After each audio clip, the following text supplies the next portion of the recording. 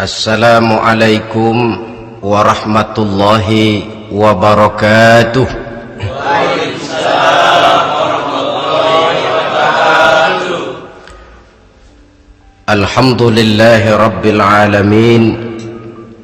Wassalatu wassalamu ala ashrafil anbiya'i wal mursalin Sayyidina wa maulana Muhammadin wa ala alihi wa ashabihil mujahidin at-tahirin, amma ba'du. Saudara hadirin kaum muslimin rahimakumullah.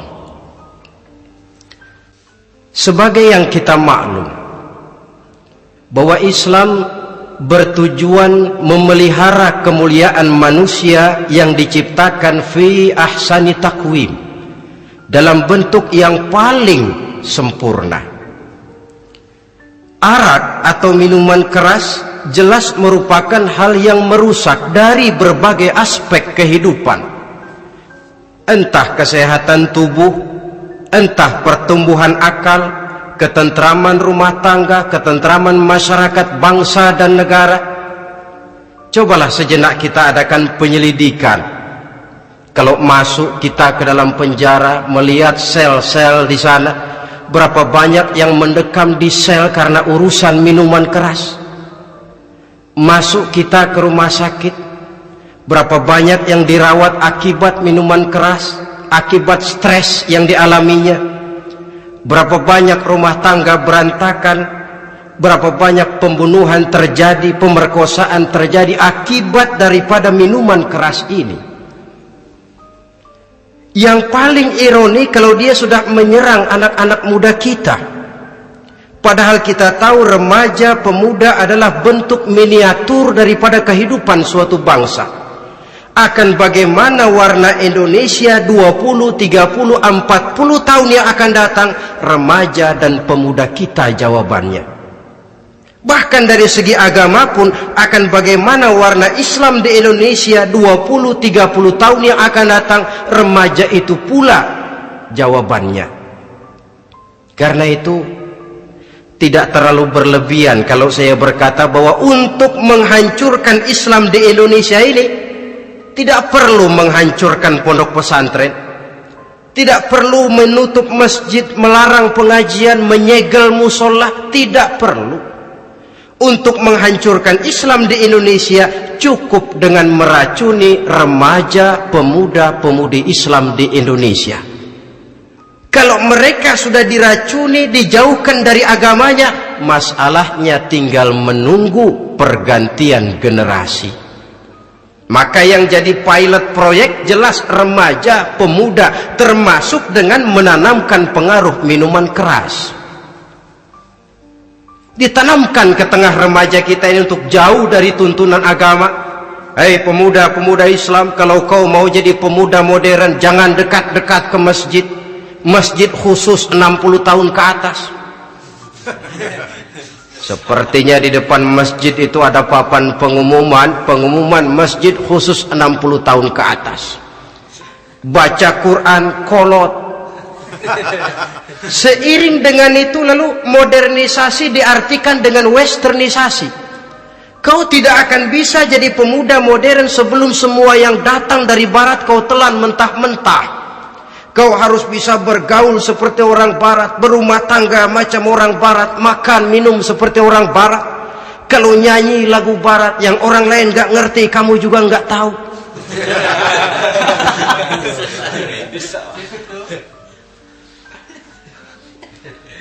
Anutlah itu free love yang pada gilirannya akan mengarah kepada free sex alias samenleven. Isaplah itu ganja, morfin, narkotik. Jikalau sudah terlena kita dengan itu, maka kehancuran suatu bangsa sesungguhnya sudah dimulai. Penyakit minuman keras ini bukan cuma penyakit zaman ini. Masyarakat yang dihadapi oleh Rasulullah Sallallahu Alaihi Wasallam 14 abad yang lalu juga masyarakat yang kemaruk dengan minuman keras. Arab jahiliyah kalau sudah minum arak mabuk, tidak cuma minum, dia mandi pakai arak. Sistem pendidikan yang disampaikan Islam bijaksana. Mula-mula diberikan gambaran bahwa arak itu walaupun ada manfaatnya tapi ada bahayanya, dan bahayanya jauh lebih besar daripada manfaatnya. Tahap kedua diberikan pesan jangan mendekati solat dalam keadaan mabuk. Padahal solat 1 hari 1 malam 5 kali, artinya makin jauh saja dia dari arak itu. Pada saat kondisi iman sudah memungkinkan, barulah turun vonis bahwa arak itu najis, perbuatan setan, jauhi. Yang ironi yang saya katakan tadi, racun mereknya madu. Kadang-kadang kita dibuai dengan iklan yang tidak mendidik. Saya pernah lihat ada iklan misalnya, Anda ingin modern, majulah bersama minuman ini. Atau minuman ini lambang pergaulan dunia yang maju. Modern diukur dari minuman. Yang jadi korban akhirnya remaja dan pemuda-pemudi kita. Saya teringat satu analisa dari Rasulullah sallallahu alaihi wasallam. Beliau bersabda, "Inna min asyratis sa'ah." Sesungguhnya di antara tanda-tanda kiamat. Apa kiamat itu? Dalam arti yang umum, kiamat itu saat di mana alam ini hancur, bumi gempa, air laut tumpah ke darat, gunung meletus, planet-planet bertabrakan, lalu semua yang bernama hidup mati. Itu kiamat beneran. Saya nggak mau cerita kiamat beneran, sebab saya sendiri nggak kepengen ngalamin. Yang sering kita ngalami ini kiamat kecil-kecilan, kiamat mini. Apa kiamat mini itu? Hancurnya sendi-sendi kehidupan sosial. Maksiat merajalela, munkarat menjadi-jadi. Yang ma'ruf dianggap munkar, yang munkar malah menjadi ma'ruf. Yang salah disanjung-sanjung, yang benar dicaci maki. Tuntunan dianggap tontonan, tontonan malah jadi tuntunan. Kan kiamat kalau sudah begitu. Penjungkiran nilai. Kenapa hal semacam ini bisa terjadi? Penyebabnya kata Nabi, pertama ayyurfa'al ilmu. Ilmu diangkat oleh Allah.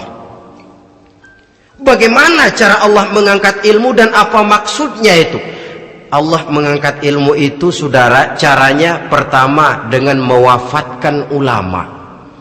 Makin banyak ulama wafat, makin banyak ilmu ditarik. Yang kedua, kurangnya minat orang untuk belajar agama. Kalau sudah klop macam itu, artinya agama sudah disudutkan ke pojok-pojok kehidupan.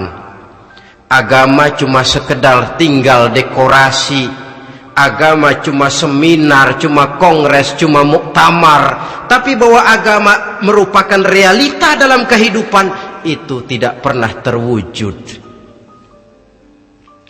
Kalau ulama sudah tiada, minat orang belajar agama berkurang, maka ajaran Allah tidak lagi didengungkan orang. Dikala itu wa yudharal jahlu, akan muncullah kebodohan. Nampak kebodohan di mana-mana. Muncul permissive society, masyarakat yang merasa boleh hidup dengan kaedah serba boleh. Tidak ada halal, tidak ada haram, tidak ada hak, tidak ada batil, semuanya serba boleh. Kalau sudah begitu kondisi masyarakat, terjadilah apa yang dianalisa oleh Nabi. Dikala itu wayab suazina, zina dikerjakan berterang-terangan. Orang sudah tidak punya malu. Hidupnya sudah pakai prinsip punya kuping, kuping kebo. Punya muka, muka tembok. Punya kulit, kulit badak. Kalau juga dikasih tahu, malu dong kau tinggal serumah belum nikah. Malu sama siapa? Masyarakat. Allah, masyarakat cuek aja.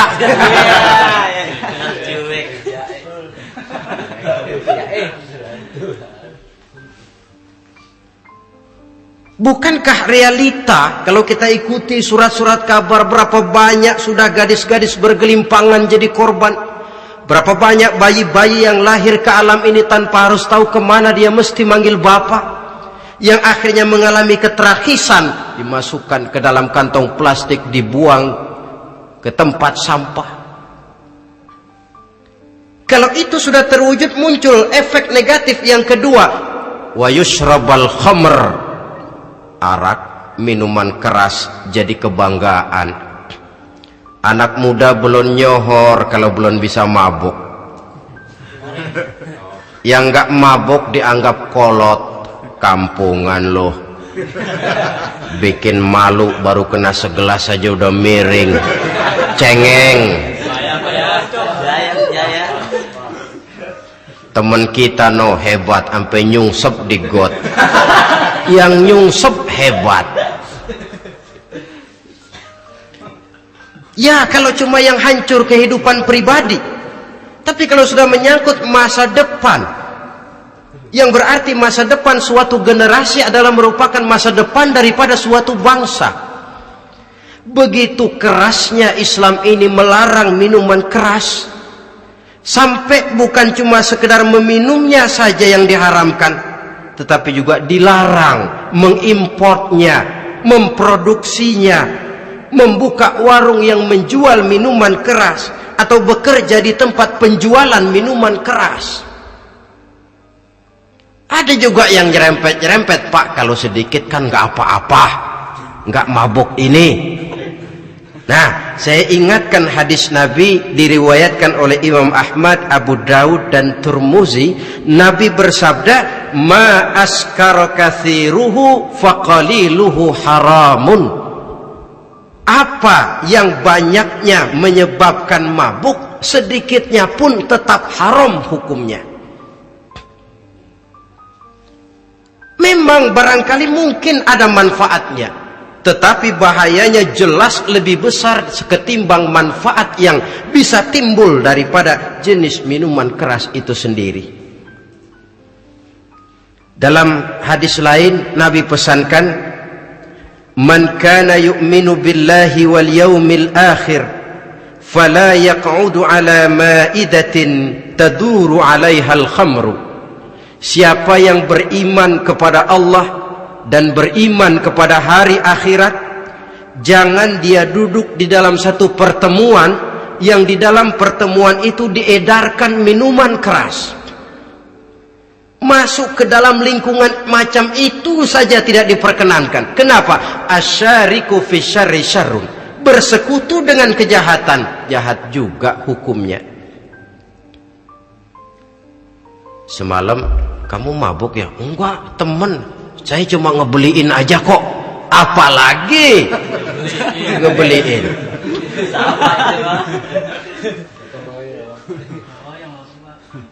Sebab apa? Dalam keadaan mabuk, orang tidak lagi bisa berpikir secara logik. Daya kontrol hilang, artinya perbuatan sudah tidak terkontrol lagi. Yang pertama. Yang kedua, IQ tidak akan tumbuh dan berkembang secara normal seperti yang kita harapkan. Yang ketiga, harga diri akan runtuh, hancur di tengah masyarakat. Bayangkan kalau tengah malam kita digotong orang, diantar ke rumah kita. Dengan kondisi macam itu masih punya muka kita untuk tegak di tengah masyarakat. Masih punya harapan kita untuk tumbuh menjadi pemimpin, sementara orang terkenang, ini kan yang kemarin malam gua gotong, dia lagi mabuk. Harga diri, kepribadian. Jangan lupa saudara, kita hidup di tengah masyarakat. Masyarakat itu punya hukum yang tidak tertulis, tapi lebih kuat dan lebih kejam daripada hukum tertulis. Orang bilang, sekali arang tercoreng di dahi, seumur hidup orang akan tetap ingat. Makanya Rasulullah dalam hadis memberikan tamsil untuk adik-adik remaja muslim ini, masalul mu'min kamasalin nahli. Perumpamaan orang yang beriman itu persis seperti tawon. Mentalitas orang mukmin persis tawon. Apa mentalitas tawon? Kalau kita ngaji bab tawon,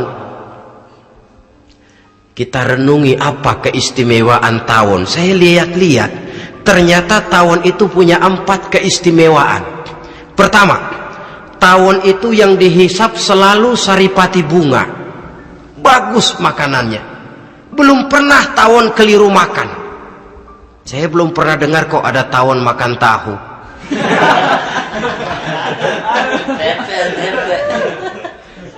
Yang dimakan selalu saripati bunga. Artinya apa? Orang mukmin perutnya itu perut selektif. Yang dimakan yang baik-baik, yang diminum yang baik-baik. Yang baik menurut agama itu adalah yang halal, thayyibat. Perutnya selektif, bukan perut asbak. Kalau asbak puntung apa saja masuk ke dalamnya. Tapi mukmin perutnya ini selektif.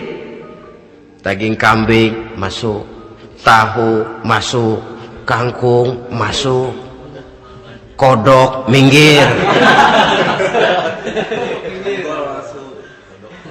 air kelapa minum, kopi minum. Tapi kalau sudah berbau minuman keras minggir.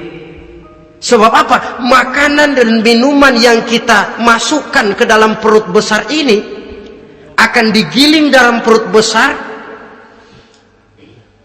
akan melahirkan energi, menggerakkan sel-sel pembuluh saraf. Kalau makanan dan minuman itu terdiri dari yang haram, energi yang ditimbulkan olehnya energi yang haram, mempengaruhi sel-sel pembuluh saraf. Orang akan cenderung berpikir yang haram kalau terlalu sering memakan makanan haram. Kalau sudah berpikir kepada yang haram, perbuatan pun akan mengarah kepada yang haram juga. Contoh kecil aja dah, ada nggak maling mikirin majelis taklim? Karena yang dimakan lebih banyak yang haram, yang dipikir paling-paling nanti malam rumah siapa lagi nih ya? Sudah mengarah ke sana.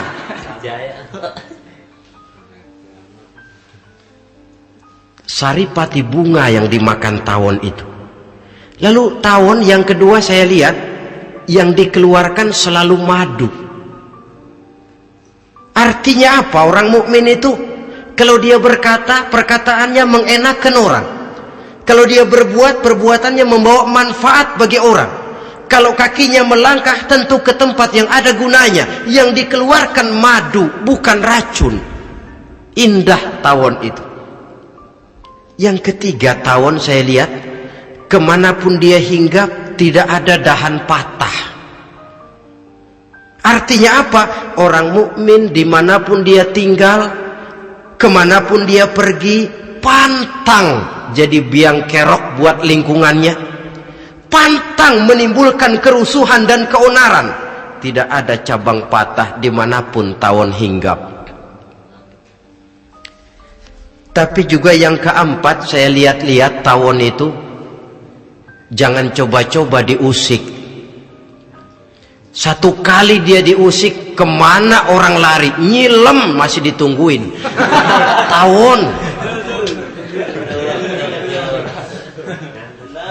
Tapi kalau nggak diusik, nggak ada tawon usil ke pasar nyariin orang. Ketika dia diusik, inilah saatnya saya harus mempertahankan kehormatan diri saya. Dia pun bangkit. Artinya apa? Orang mukmin tidak boleh nyari-nyari musuh. Tapi ketemu musuh tidak boleh lari. Musuh jangan dicari, bertemu pun jangan lari. Mentalitas orang mukmin seperti tawon. Yang dimakan baik, yang dikeluarkan baik. Kemana dia tinggal tidak menimbulkan keonaran buat masyarakat, tapi juga sanggup menjaga dan mempertahankan kehormatan dirinya. Kalau konteksnya dengan masalah yang sedang kita bicarakan, minuman keras, saya katakan tadi kita kadang-kadang salah pilih, tertipu oleh racun yang bermerek madu. Ada minuman empuk nyari yang keras, salah pilih. Ketahuan orang bikin pel buat anjing, manusia yang nelen. Akhirnya miring kayak anjing. Saudara, mari kita renungi An-Nisa ayat 140. Allah Subhanahu wa ta'ala mengingatkan, qad nazzala 'alaikum fil kitabi an idza sami'tum ayati llahi yukfaru biha wa yustahza'u biha fala taq'udu ma'ahum hatta yakhudu fi haditsin ghairi innakum idzam misluhum. Sungguh, kata Allah, telah diturunkan kitab Al-Quran ini kepada kamu, yang apabila kamu dengar ayat-ayat Allah itu diingkari orang, diejek-ejek orang, fala taq'udu ma'ahum, jangan kamu duduk bersama orang-orang semacam itu. Bagaimana mengejek ayat-ayat Allah? Misalnya, tahu kalau minuman keras itu diharamkan, tapi masih minum juga, itu kan mengejek ayat namanya. Duduk di majelis semacam itu dilarang oleh Quran. Kenapa? Innakum izam misluhum. Kalau kamu juga duduk di majelis semacam itu, kau dan mereka sama saja, kata Quran. Sama saja. Tahu kalau minuman yang memabukkan itu diharamkan agama, tapi diminumnya juga mengejek ayat Allah. Duduk di tengah kelompok mereka berarti ikut mengejek ayat Allah. Dekat saja pun jangan, entahlah lagi sampai meminumnya.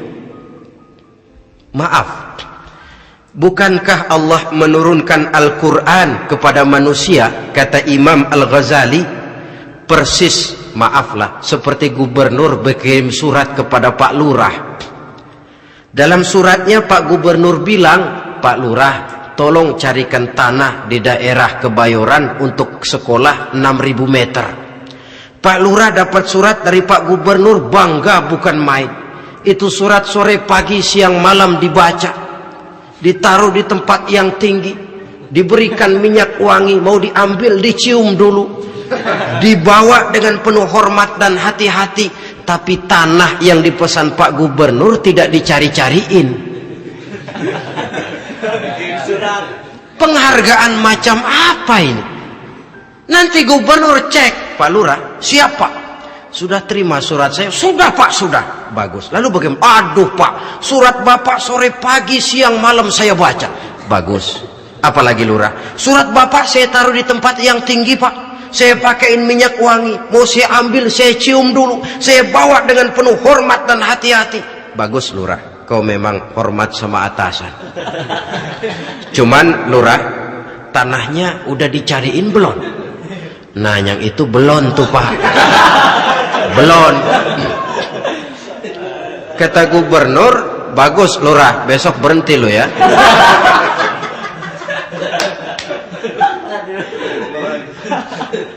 Membacanya memang penting, al-muta'abbad bitilawatihi, beribadah dari sebab membacanya. Tapi setelah kita baca, kita tahu isinya, what next?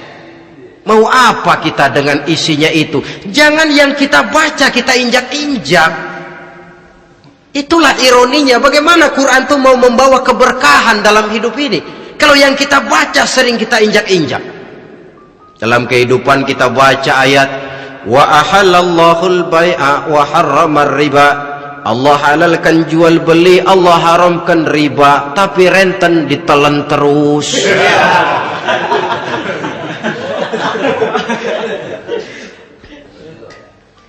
Kita baca ayat, wa'tasimu bihablillahi jami'an wa la tafarraqu. Berpegang teguhlah kamu kepada tali Allah, jangan bercerai-berai. Tapi sesama muslim pelotot-pelototan jalan terus. Janganlah yang sesama muslim kadang-kadang yang mengklaim dirinya sebagai pemimpin Islam kelihatannya juga sikut-sikutan jalan terus.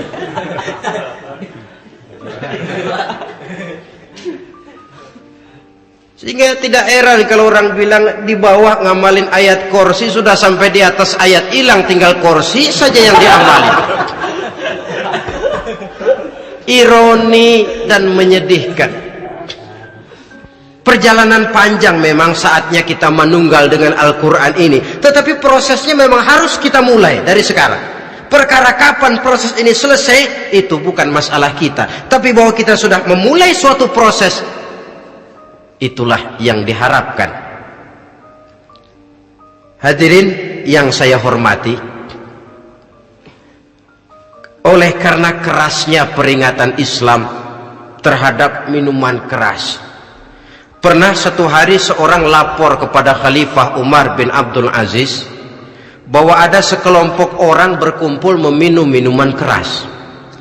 Kata Khalifah Umar bin Abdul Aziz, dera mereka, hukum, cepat. Ya Khalifah, kenapa? Di tengah mereka ada juga orang yang Ramadan biasa puasa. Begitu, iya, yang biasa puasa duluan hukum. Kenapa? Mengerti memang lebih besar resikonya daripada tidak mengerti. Kalau yang tidak mengerti dilatar belakangi oleh kebodohan, barangkali masih bisa ditolerir, masih bisa dimaklumi. Ini toh sudah tahu mau puasa, kenapa berkumpul di majelis yang ada minuman keras? Tapi memang kelompok ini kan memang selalu ada. Kita lihat dalam masyarakat itu kan ada 4 kelas itu. Pertama, ada orang yang tahu perintah dan tahu larangan. Ini the first class, kelompok terbaik. Perintah tahu dia kerjakan, larangan tahu dia jauhi. Ini orang terbaik. Yang kedua, ada orang tahu perintah tapi tidak tahu larangan. Perintah tahu, larangan tidak tahu. Sholat mau, puasa mau, zakat fitrah bayar, nyolong mau, mabuk ayo. Perintah tahu tapi larangan tidak tahu, akhirnya semua dikerjain. Barangkali yang rada bingung malaikat bagaimana nyatatnya ini, kotor absen. Gelas yang ada di hadapan saya ini, kalau semua diisi air putih macam ini, kan jelas bisa diminum orang. Kalau semua diisi bensin, jelas bisa diminum motor. Tapi kalau separuh diisi air putih, separuh diisi bensin, kacau. Kalau gelas yang ada di hadapan saya ini sepenuhnya diisi air putih, jelas bisa diminum orang. Kalau sepenuhnya diisi bensin, juga jelas bisa diminum motor. Yang repot kalau separuh diisi air putih, separuh diisi bensin, kacau statusnya. Orang minum mabuk, motor minum pun mogok. Dijual juga tidak laku barang campuran. Inilah makna pernyataan Allah, wala talbisul haqqa bil batil. Jangan kamu campur adukan antara yang hak dan yang batil. Perintah dikerjakan, larangan pun dikerjakan juga. Kelompok ketiga, ada pula manusia yang tahu larangan tapi tidak tahu perintah. Larangan tahu tapi perintah tidak tahu. Jahat sama tetangga tidak, mencuri tidak, mabuk tidak, zina tidak, sholat tidak, puasa tidak, polos, semua serba tidak. Dan yang terakhir, kelompok keempat, perintah tidak tahu, larangan pun tidak tahu. Ini masuk kelompok makhluk gratis. Misalnya kambing, ayam, kerbau, itu kan makhluk-makhluk yang memang perintah tidak tahu, pun larangan juga tidak tahu. Nah, dalam hubungannya dengan ini, saya mengajak, marilah kita berusaha sekuat mungkin menjauhkan diri dari minuman keras yang jelas bahayanya dengan hidup tidak jauh dari bimbingan agama. Hadirin kaum muslimin rahimakumullah. Kawan seiring dan sejalan dari minuman keras judi namanya. Saudara kembar barangkali. Yang satu sering menimbulkan yang lain, tetapi bukan tak jarang keduanya berjalan berdampingan. Posisi judi dan arak ini dalam Quran sama bahayanya. Apa sebab? Mentalitas judi adalah mentalitas sirkeless, lingkaran setan. Artinya yang menang biasanya ketagihan, yang kalah biasanya penasaran. Ini yang menyebabkan orang tidak mau berhenti. Kalau dia menang, dia ingin mencoba untuk menang dalam jumlah yang jauh lebih besar lagi. Kalau dia kalah, dia penasaran, kenapa hari ini kalah? Barangkali sial, besok malam saya tebus. Mental semacam ini memang sulit untuk berhenti. Kenapa judi diharamkan dalam Islam?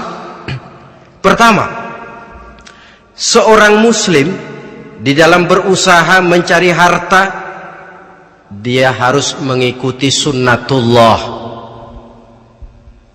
Kata kita orang muslim, hukum alam kata orang sekarang, natural of law bahasa kerennya. Berusaha menurut hukum kausal, memasuki rumah dari pintunya, menunggu suatu akibat dari sebab yang kita lakukan, bahwa kalau begini mesti begitu. Karena kita memang terikat oleh permainan yang disebut hukum alam ini. Hidup bukan undian, jangan mengharap untung besar tanpa mau peras keringat. Satu pagi Khalifah Umar bin Khattab radhiyallahu an masuk ke masjid. Beliau lihat ada orang sedang berdoa khusyuk betul. Ditunggunya 2 menit, 3 menit, sampai 10 menit lebih belum juga selesai. Agak lama orang itu berdoa. Selesai berdoa, dihampiri orang itu oleh Sayyidina Umar. Beliau tanya, saudara, lagi apa tadi itu? Berdoa ya Khalifah. Minta kepada Allah? Tentu minta kepada Allah. Minta apa kamu? Minta rezeki. Sudah lama? Dari tadi habis sembahyang subuh. Dapat? Belum. Ya memang kata Sayyidina Umar, inna sama la tumtiru zahaban wala fiddatan. Langit itu tidak mungkin akan menghujankan emas, tidak mungkin pula menghujankan perak. Jadi orang dilarang duduk bermalas-malas menunggu keajaiban yang datang dari langit. Karena memang hidup ini bukan undian. Jadi jangan mengharap untung besar tanpa mau peras keringat. Di dalam berusaha kita terikat oleh sunnatullah. Kalau begini sebab penyebabnya, akan begini akibat yang ditimbulkannya. Yang kedua, Islam menjadikan harta manusia itu sebagai benda berharga yang dilindungi. Mengambilnya dengan judi termasuk memakan harta orang lain dengan cara yang batil. Yang ketiga, judi itu sendiri dapat menimbulkan permusuhan dan pertentangan antara para pemain itu sendiri. Meskipun kelihatannya kompak duduk dalam satu meja yang saling berhadap-hadapan, yang kalah kelihatannya pasrah, tetapi kan itu cuma kulit permukaan. Batinnya bagaimanapun juga yang kalah itu tetap mendendam. Sedangkan yang kalah di samping mendendam juga mengomel, mencaci mungkin ya lawan bermainnya, ya mungkin juga dirinya sendiri. Dan yang keempat, judi itu merusak aktivitas hidup, membuat orang membuang waktu dengan tidak terasa, dan yang pada gilirannya melupakan orang kepada tanggung jawab. Wah, kalau sudah memegang kartu, konon kabarnya, saya sendiri alhamdulillah belum pernah, lupalah orang anak, lupalah orang kepada istri, lupalah orang kepada tanggung jawab. Waktu pun berlalu tanpa terasa. Apalagi kalau sudah diiming-iming oleh gambaran akan memperoleh keuntungan yang besar. Termasuk di dalam judi itu undian, apapun namanya. Yang usaha ke arah ini seharusnya tidak dipermudah, walaupun dengan embel-embel dana kemanusiaan, sumbangan sosial. Saya tidak begitu yakin, saudara, bahwa bangsa Indonesia ini sudah begitu menipis rasa kemanusiaannya sehingga untuk berlaku sosial mesti diimbangi dengan hadiah sekian juta rupiah. Saya tidak percaya bahwa umat Islam di Indonesia sudah begitu tipis rasa kasih sayangnya kepada sesama sehingga sulit mengeluarkan bantuan kalau tidak diimbangi dengan hadiah yang sekian puluh juta rupiah. Yang saya khawatir apa? Pada gilirannya di negeri ini akan makin banyak penghayal-penghayal kelas berat, tukang-tukang lamun kelas tinggi, yang hidup cuma ngumpulin jikalau. Andai kata umpama misalnya orang sudah kemana-mana kita masih menghitung jikalau.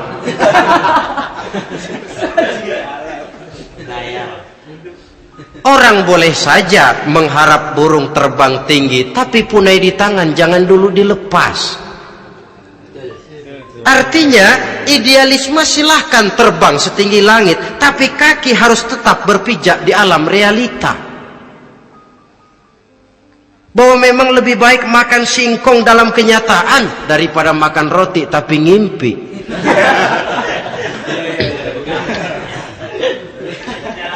Kadang anaknya menangis, Pak minta jajan, ada uang 200 rupiah. Sudahlah sabar, kau jangan jajan, nanti bapak beliin kalau tembus 100 juta nih.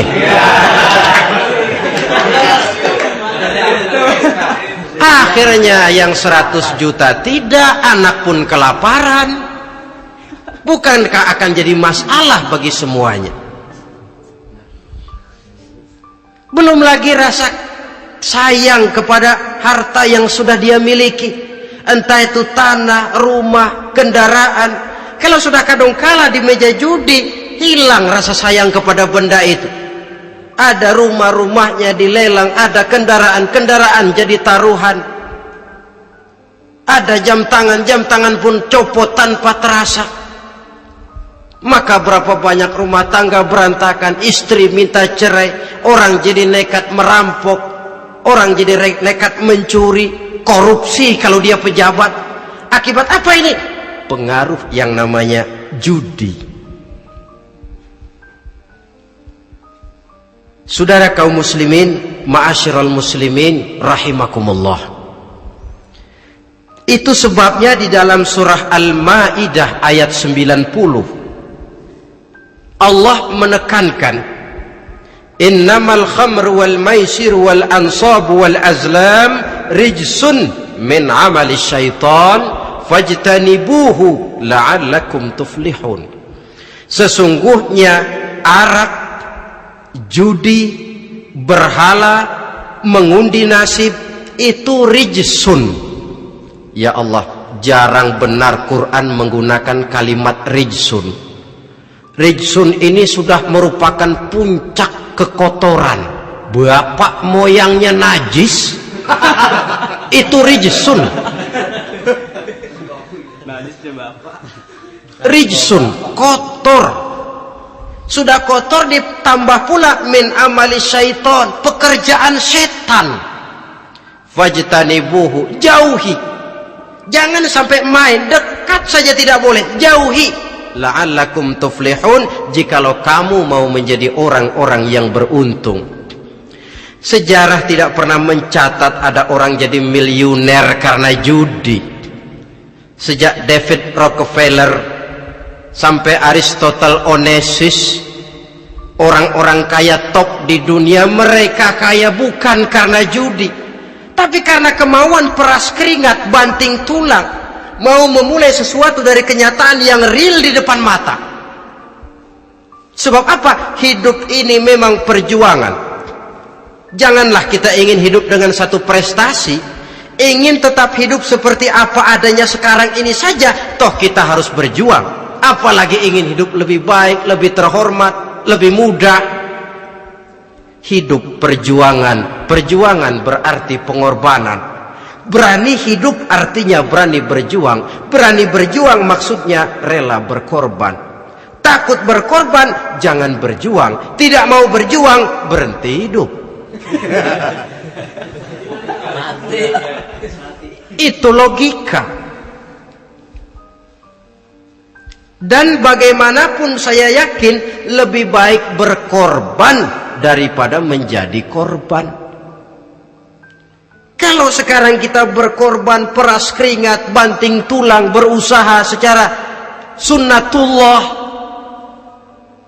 untuk menghidupi anak, istri, keluarga, pada satu saat kita tidak akan menjadi korban kebrutalan anak-anak kita sendiri kalau mereka dibesarkan dan tumbuh berkembang oleh hasil yang diperoleh dari meja judi. Ayat 91 Al-Maidah ini lebih memperkuat lagi. Kalau itu arak, judi, berhala, mengundi nasib adalah perbuatan setan, sebenarnya setan mau apa sih? Ayat 91 menegaskan, innama yuridu syaitanu ayyuqi'a bainakumul adawata wal baghdha'a fil khamri wal maisir. Yang dimaui setan itu tidak lain supaya dengan arak dan dengan judi timbul rasa permusuhan, sikap memusuhi, saling marah di antara kamu. Coba, biasanya dalam meja judi sudah loyo, waktu juga sudah berlarut-larut. Yang menang mau berhenti, apa yang kata yang kalah? Berhenti dah, gue wacok loh. Enak bener, gue lagi kalah, lo berhenti. Coba, kira-kira kapan akan selesai permainan? Akan timbul permusuhan, akan timbul rasa dendam kesumat yang ditanamkan oleh setan. Karena memang baik arak, baik judi, baik berhala, baik mengundi nasib, itu semua permainan-permainan setan yang diberikan kepada kita untuk kita ikut andil bermain di dalamnya. Tatkala kita ikut terkena jerat setan, tertawalah mereka. Kenapa? Oh, makin banyak teman saya di neraka. Maaf, setan itu kan sudah tahu vonisnya. Ketika dulu dedengkotnya yang namanya iblis terusir dari surga, itu bikin semacam perjanjian dengan Allah. Tuhan, kenapa iblis? Gara-gara Adam saya terusir dari surga. Maka sejak saat ini Adam dan seluruh keturunannya adalah musuh bebuyutan saya. Saya akan gelincirkan mereka dari jalan. Silahkan iblis, goda mereka, tapi kau tidak akan mungkin bisa menggoda mereka kalau hamba-hambaku itu menjadi hamba yang ikhlas. Hanya hambaku yang ikhlas yang tidak mungkin kamu goda, yang lain barangkali bisa. Sejak saat itulah iblis memproklamirkan permusuhan, dan dia sudah tahu betul vonisnya neraka. Tugas dia sekarang bagaimana mengumpulkan teman sebanyak-banyaknya ke dalam neraka. Hamba Allah saja yang tidak tergelincir kepada minuman keras dan judi. Hamba Allah yang ikhlas itu bagaimana? Yang ikhlas menjadi hamba Allah dalam arti kata dan perbuatannya memang mencerminkan bahwa dia hamba Allah. Maaf, di zaman sekarang ini kan banyak orang cuma berkata saya hamba Allah mulutnya, tapi perbuatannya membuktikan dia hamba setan, hamba dunia, hamba harta, budak jabatan, budak nafsu. Tidak sesuai antara ucapan dan perbuatan. Sebab itu kata-kata hamba Allah kalau keluar dari mulut manusia itu murah, soalnya ngaku siapapun bisa, tapi diakui atau tidak, ini yang kita belum tahu. Ada juga orang berdalih, saya kan masang kalau dapat nanti mau nyumbang masjid. Barangkali aja kalau nyumbang masjid disoriin dikit sama Tuhan.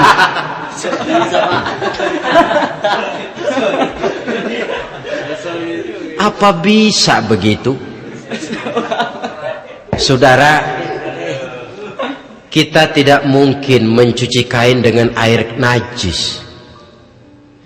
Innallaha thayyibun, kata Nabi, la yaqbalu illa thayyiba. Allah itu baik dan hanya menerima yang baik. Bahwa dalam Islam tujuan yang baik harus dicapai dengan prosedur yang baik. Bahwa niat menyumbang masjid bagus, tapi hasil daripada judi atau undian tidak akan menyampaikan kita kepada tujuan itu. Tidak boleh mencuri kain walaupun niatnya untuk sholat. Kalau nyolong kain niatnya buat sembahyang, dimaafin kali. Walaupun sholatnya sah, mencuri kainnya tetap saja dosa. Islam tidak menghalalkan segala cara untuk mencapai suatu tujuan. Bahwa tujuan yang baik harus dicapai dengan cara yang baik juga. Dan penyakit judi ini juga bukan penyakit baru. Sejak dulu masa jahiliyah, judi mereka, saya kira kalau Las Vegas, kota judi Amerika saja barangkali masih kalah dengan cara judi jahiliyah dulu. Mereka kalau sudah judi itu uang. Habis uang, ada punya tanah pasang, taruhan. Habis tanah, ada rumah, rumahnya dipasang. Apalagi yang ada? Ternak unta dipertaruhkan. Harta habis, rumah ludes, kebun binasa, ada istri juga dipasangin. Judi.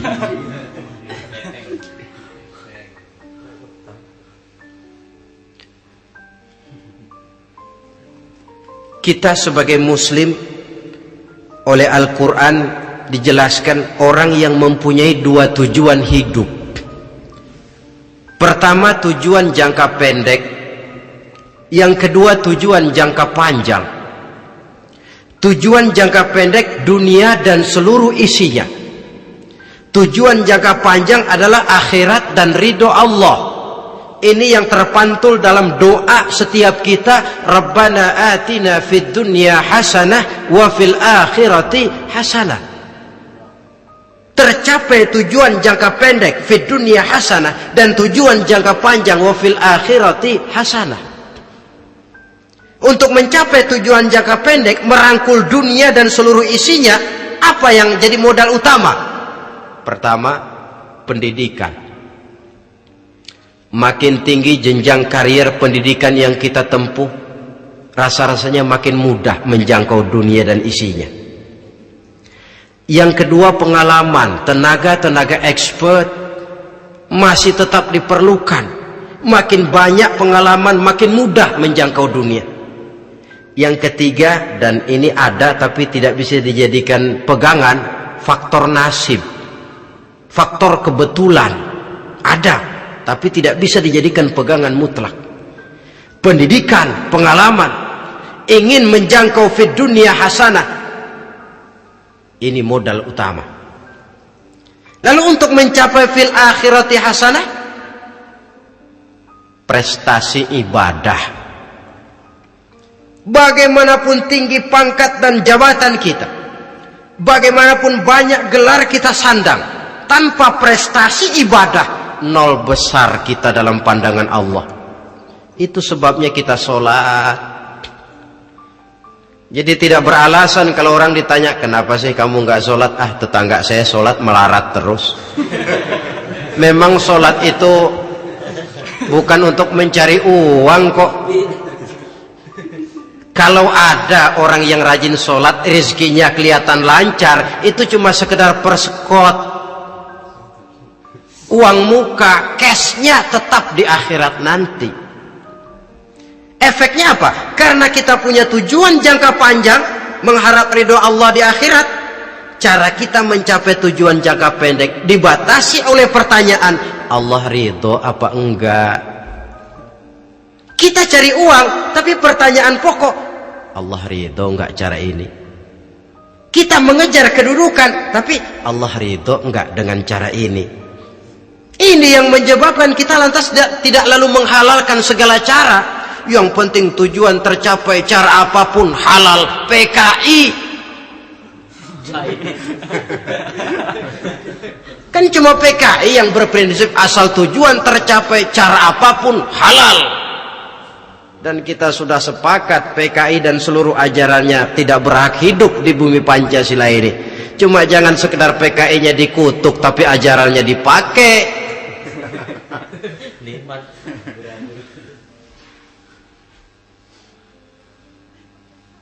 Nah, untuk mencapai dua tujuan ini, Islam mengajarkan sistem keseimbangan. Sehingga Nabi sabdakan, "I'mal lidunyaka ka'annaka ta'ishu abada, wa'mal li akhiratika ka'annaka tamutu ghada." Bekerjalah buat duniamu seolah-olah kau akan hidup untuk selamanya, tetapi bekerjalah untuk akhiratmu seolah-olah kau akan mati besok. Jadi kalau kita sudah sholat menghadap Allah, usolli fardal maghrib, Allahu Akbar, ingat seolah-olah kita akan mati besok supaya timbul khusyuknya. Tapi kalau kita sudah bekerja, kuliah, bekerja, belajar di tempat tugas, ingat seolah-olah kita akan hidup selamanya supaya timbul gairah kerja. Jangan dibalik. Di kantor ingat mati, lemas terus. Ngapain kerja sungguh-sungguh bakalan mati. Lagi sholat ingat Duta Merlin, Altiron Plaza, ya kacau. Salah pasang, tidak pada tempatnya. Untuk mencapai fid dunya hasanah ini, Islam mengajarkan tempuh jalur yang mengikuti sunnatullah. Itu yang dihargai oleh agama. Terikat oleh hukum kausal bahwa kalau ini yang saya usahakan hasilnya akan begini. Perkara nanti hasil tidak seperti yang kita harapkan, baik sangkalah kita kepada Allah. Sebab kita tidak tahu rahasia apa di belakang itu.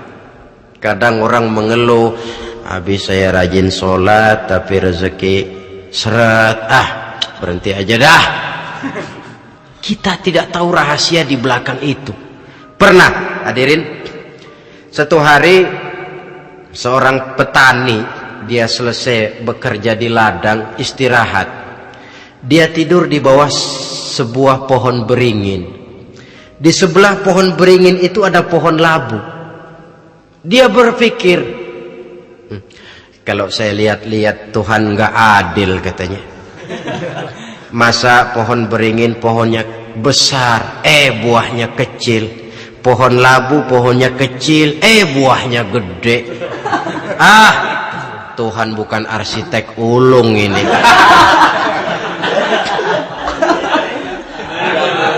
Mestinya supaya enak dilihat, beringin yang pohonnya besar buahnya sebesar buah labu. Pohon labu yang pohonnya kecil buahnya kecil saja sebesar buah beringin. Tidak adil Tuhan. Baru dia selesai berpikir Tuhan tidak adil, jatuh sebutir buah beringin tepat menimpa hidungnya. Dia terkejut. Astagfirullahalazim. Kalau begitu saya sadar katanya, Tuhan benar-benar adil. Coba kalau buah beringin segede buah labu, waduh kayak apa muka saya ini.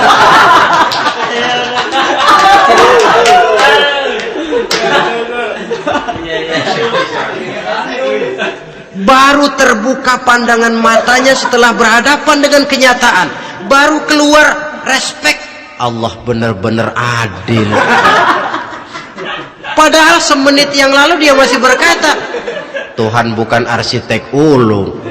Tapi semenit kemudian setelah berhadapan dengan kenyataan yang real dia hadapi, wah Allah benar-benar adil.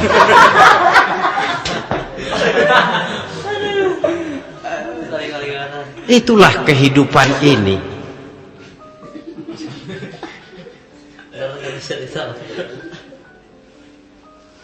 Saudara hadirin yang saya hormati, karena itu baik arak, baik judi, dua-duanya merupakan bahaya laten yang tidak hanya mengancam kehidupan agama, tetapi juga masyarakat, bangsa dan negara, apalagi kalau sudah jatuh kepada generasi penerus.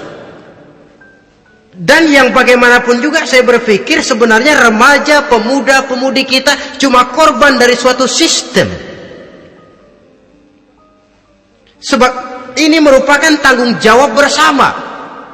Ulama mubalik macam saya paling wewenangnya cuma ngomong.